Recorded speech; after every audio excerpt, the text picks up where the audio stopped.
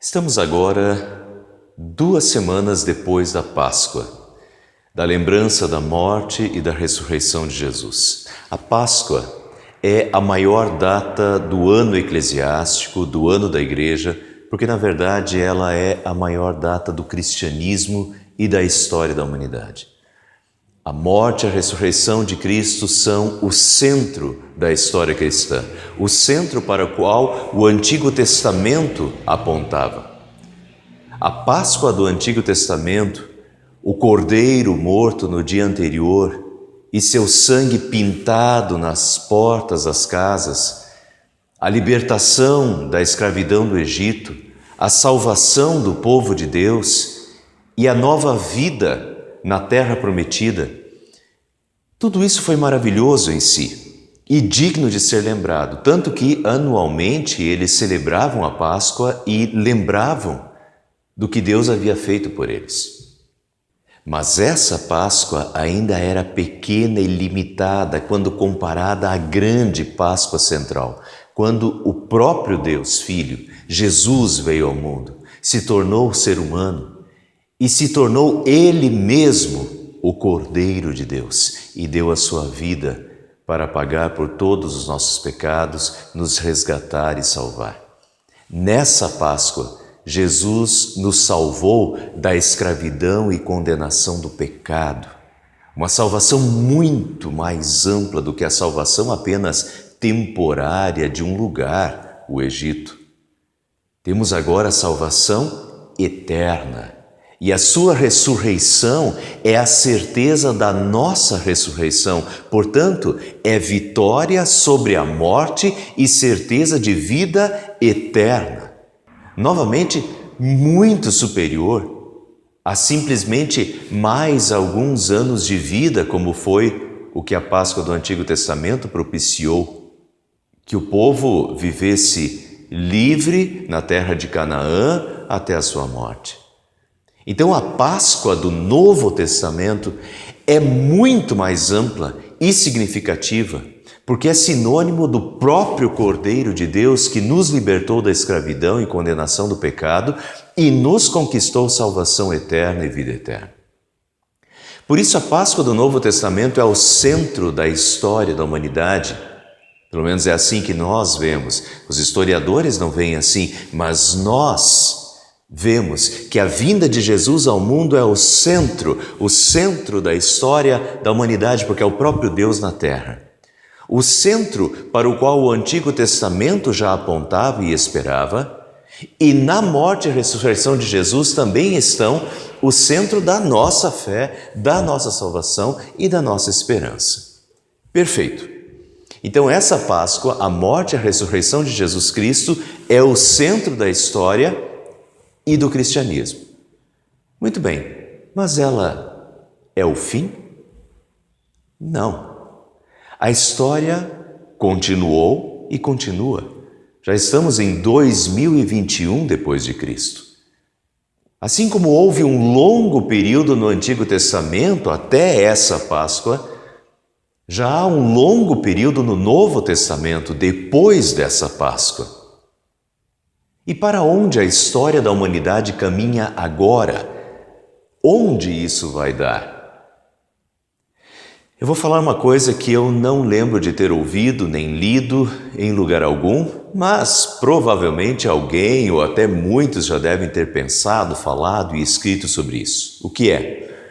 Nós estamos caminhando para outra Páscoa. A história da humanidade está caminhando para outra Páscoa. Na verdade, para a última Páscoa. E ela será a maior de todas, será a definitiva, será a grande Páscoa.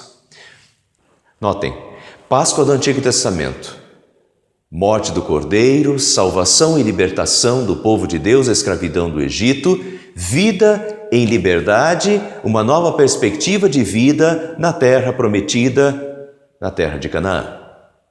Páscoa, centro da história. Jesus, o Cordeiro de Deus, se sacrifica pelos pecados da humanidade, conquista perdão e libertação da escravidão do pecado, ressuscita e conquista a todo o povo de Deus a salvação e vida eterna. O pecado e a morte estão vencidos, derrotados, e o Espírito Santo vem ao mundo e ressuscita espiritualmente as pessoas, lhes dá uma nova vida, lhes faz entrar no reino de Deus, no reino da graça de Deus, já aqui neste mundo, uma nova existência, uma nova perspectiva de vida. Tudo ótimo, mas nós ainda estamos aqui neste mundo imperfeito, com vidas imperfeitas. Ou seja, ainda não acabou. Ainda falta o final feliz, pleno, total. Falta mais uma Páscoa. Na última Páscoa que o mundo viveu, a Páscoa Central, Jesus se despediu, já falando e apontando para a próxima. No final da Santa Ceia ele disse: eu lhes digo que de agora em diante não beberei deste fruto da videira até aquele dia em que beberei o vinho novo com vocês no reino de meu Pai. Até aquele dia em que beberei vinho novo com vocês no reino do meu Pai. Opa! Então tem uma outra ceia pascal aí na frente nos esperando? Interessante, porque em toda Páscoa teve uma ceia. Na Páscoa do Antigo Testamento, eles celebravam uma ceia com um cordeiro e ervas amargas, lembravam a escravidão do Egito e comemoravam a libertação e a salvação que Deus havia providenciado. E Deus ordenou que eles continuassem fazendo aquela ceia, que eles comemorassem anualmente aquela ceia pascal para lembrar da salvação de Deus do Egito. Até que veio a ceia pascal central. Nessa, o próprio Jesus era o cordeiro e disse: tomai e comei, isto é o meu corpo que é dado por vós. Tomai e bebei, isto é o meu sangue que é derramado por vós para a remissão dos vossos pecados. Fazei isso em memória de mim. E nesta ceia pascal central, com um significado inteiramente novo, novamente o povo de Deus recebeu a ordem de continuar celebrando a ceia pascal. Fazei isso em memória de mim, disse Jesus. E sempre ao celebrar a ceia nós recordamos a salvação de Deus, como Jesus nos resgatou e salvou do pecado. Então tinha uma ceia pascal do Antigo Testamento que era para ser feito até a ceia pascal do Novo Testamento. Daí veio a ceia pascal do Novo Testamento que é para continuar sendo feito até quando? Jesus responde: até aquele dia em que beberei o vinho novo com vocês no reino de meu Pai.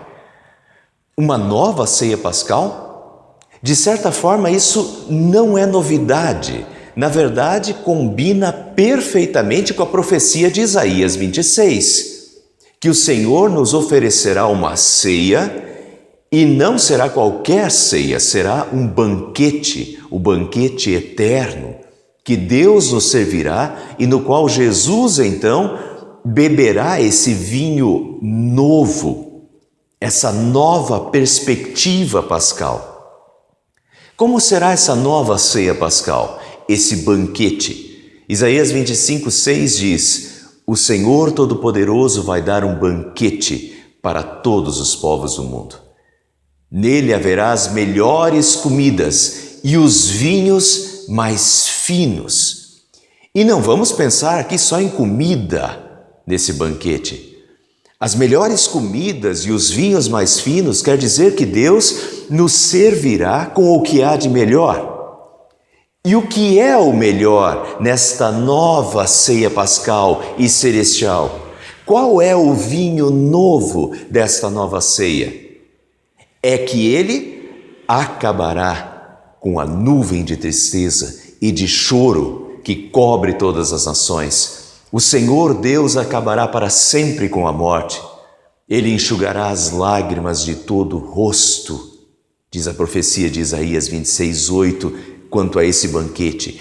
Essa é a novidade, a superioridade desta nova ceia pascal que nos espera, o banquete celestial oferecido por Deus, com o que só Deus pode oferecer, a extinção definitiva da morte e do sofrimento. O Senhor Deus acabará para sempre com a morte nesse banquete. Ele enxugará as lágrimas de todo o rosto. Essa é a ceia pascal definitiva, com a salvação definitiva, com a vida eterna definitiva, a grande Páscoa. Quando será? Só Deus sabe. Será naquele dia. Esse termo é um termo conhecido e repetido muitas vezes na Bíblia, no Antigo e no Novo Testamento. O dia do Senhor. O dia do Senhor é o dia da volta de Cristo. Pedro, na sua segunda carta, dedicou um capítulo inteiro para falar e aconselhar a igreja do seu tempo e de todos os tempos, nós também, que aguardamos a Páscoa definitiva. Pedro escreveu um capítulo inteiro sobre a espera cristã sensata a respeito desse dia. Pedro diz: meus irmãos, quero lembrá-los das promessas e das profecias. Nos últimos dias surgirão escarnecedores, zombando e seguindo suas próprias paixões. Eles dirão: o que houve com a promessa da sua vinda? E acontecerá o mesmo que nos dias de Noé, quando o povo zombava da arca e do chamado de Deus ao arrependimento. Mas não esqueço disso, amados. Para o Senhor, um dia é como 1000 anos e 1000 anos como um dia. O Senhor não demora em cumprir as suas promessas como julgam alguns. Ao contrário, Ele é paciente com vocês, não querendo que ninguém pereça, mas que todos cheguem ao arrependimento. O dia do Senhor, porém, virá como ladrão.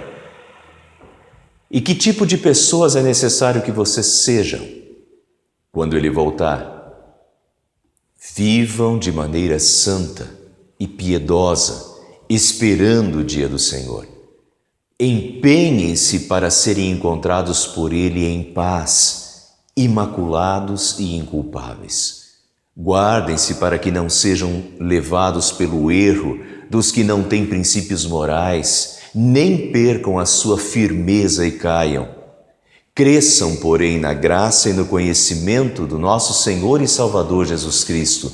A Ele seja a glória, agora e para sempre. Amém. Nós estamos vivendo entre a Páscoa central e a última Páscoa, e Pedro nos dá um grande incentivo a vivermos aguardando em fé, fidelidade e glorificação o Senhor, o nosso Senhor e Salvador, porque Ele voltará. Assim como Ele ressuscitou e subiu aos céus, Ele voltará naquele dia, no dia do Senhor, para a ceia pascal celestial, quando Ele nos dará a salvação eterna e a vida eterna. E como acontecerá essa Páscoa final? Nas duas anteriores, teve a presença do Cordeiro. E na final? Impressionante a visão de João no Apocalipse sobre o fim. Vi um cordeiro, diz João, que parecia ter estado morto, em pé, no centro do trono. Vejam como aparece Jesus. Ele aparece no centro do trono. Então você verá o Filho do Homem vindo nas nuvens com grande poder e glória, com todos os anjos, e assentar-se-á em seu trono na glória celestial. Olha a novidade desta última Páscoa. Na primeira tinha um cordeiro, um animal sacrificado para a salvação. Na Páscoa central, o cordeiro é Jesus, em humildade, dando a sua vida para a salvação. E na última, o cordeiro novamente está lá. Vi um cordeiro que parecia ter estado morto, em pé, ou seja, vivo agora. Então quem estará lá na grande Páscoa? Jesus, o Cordeiro, morto e ressuscitado. Aqui está a conexão total da Páscoa central com a grande Páscoa. A base da salvação já está colocada e não foi mudada. A salvação já foi conquistada por Jesus, o Cordeiro morto e ressuscitado. Mas agora tem uma novidade. Ele continua sendo o Cordeiro que morreu e ressuscitou. Isso ainda pode ser visto, mas agora aparece toda a sua divindade. Ele é o Filho do homem, sim, que se fez servo por amor, sim, mas também é Deus Filho, glorioso e majestoso, que na Páscoa final não vem mais numa estrebaria, mas vem sobre as nuvens com os seus anjos e se assenta no trono. E este é o momento da Páscoa final, a salvação final, a libertação final. Agora é o cumprimento de todas as profecias, o auge, o clímax da história da humanidade, o momento em que Jesus ressuscitará todos os mortos, que o Senhor acabará para sempre com a morte. O momento da ceia pascal final, do banquete celestial. Vinde, benditos de meu Pai, entrai na posse do reino que vos está preparado. Este é o momento em que Jesus tomará o vinho novo, conosco no reino do seu Pai. Este é o banquete celestial dado e preparado por Deus, em que o próprio Deus estará com eles e será o seu Deus. Ele enxugará dos seus olhos toda lágrima, não haverá mais morte, nem tristeza, nem choro, nem dor, pois a antiga ordem já passou. Agora sim a salvação é plena, 100% na terra prometida, nos novos céus e na nova terra onde habita justiça e perfeição. Esta é a grande Páscoa para a qual nós caminhamos. Nós perdemos a primeira, conhecemos a segunda, mas certamente participaremos da terceira. E para terminar, na Páscoa do Antigo Testamento, eles sempre cantavam alguns hinos que louvavam a salvação do Egito. Os Salmos 113 e 114 eram cantados antes da ceia pascal do Antigo Testamento. E os Salmos 115 a 118 eram cantados após a ceia pascal. Na Páscoa do Novo Testamento e até hoje nós continuamos cantando e louvando a Deus pela salvação. Temos maravilhosos cantos que exaltam a salvação, o que Jesus fez por nós, como esse belíssimo canto em que nós exaltamos o Cordeiro e a salvação. Seja bendito o Cordeiro que na cruz por nós padeceu. Seja bendito seu sangue que por nós pecadores verteu. Eis que no sangue lavados. Como é gostoso cantar isso! Mas imaginem na grande Páscoa, na presença do Cordeiro, que glorioso será! Nós e aquelas milhares de pessoas de todas as tribos, povos, línguas e nações em pé diante do Cordeiro, cantando um cântico novo, cantando em alta voz. Digno é o Cordeiro que foi morto de receber poder, riqueza, sabedoria, força, honra, glória e louvor. Amém. Quão espinhosa coroa que Jesus por nós suportou. Oh, quão profundas as chagas que nos provam o quanto Ele amou. Eis nessas chagas pureza para o maior pecador, a quem mais alvo que a neve o teu sangue transforma, Senhor. Alvo mais que a neve, alvo mais que a neve, sim, nesse sangue lavado, mais alvo